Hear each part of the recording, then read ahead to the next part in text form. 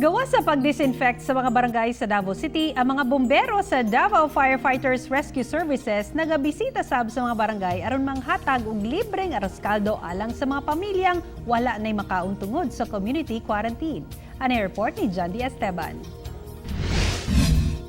Sayo sa buntag, naghaling na ang mga personahe sa Davao Firefighters Rescue Services. Kay ilahan naglutuon ang aros kaldo, dili para kanila, apan alang sa mga pamilya nga naapektuhan sa community quarantine.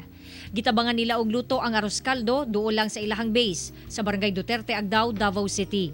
Ang budget alang sa mga lamas ug uban pang ingredients ilang ginakuha sa ilang personal nga kwarta ug tungod kay kanselado ang training sa ilang fire volunteers gumikan sa bahad sa COVID. Ang pondo para unta sa training gigamit na lang nila para makatabang. Kabalo ko na yung mga pamilya siguro karon na wala na siguro gikaon. So at least pasig kato among target nga mahatagan. So at least na sila makaon.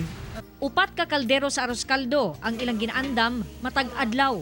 Nagka-coordinar sab sila sa mga barangay officials, una nila kini ginapanghatag sa mga residente. Mga alas 2 magsugod na mig panghatag.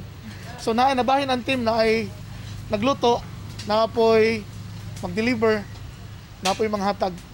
O din napod mi firefighters na standby, simba ko na isunog. Usa sa mga nabisita na nila, mao ang barangay Lapu-Lapu, Agdao. Kabalo man ta nasayod ta nga pitos na gyud ang dagan no sa panahon samtang kapaabot sa rasyon sa lokal na pagamanan.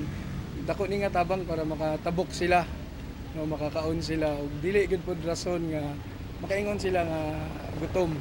Plano sab nila nga puhon, sud-an na sab ang ilang ipanghatag matag balay.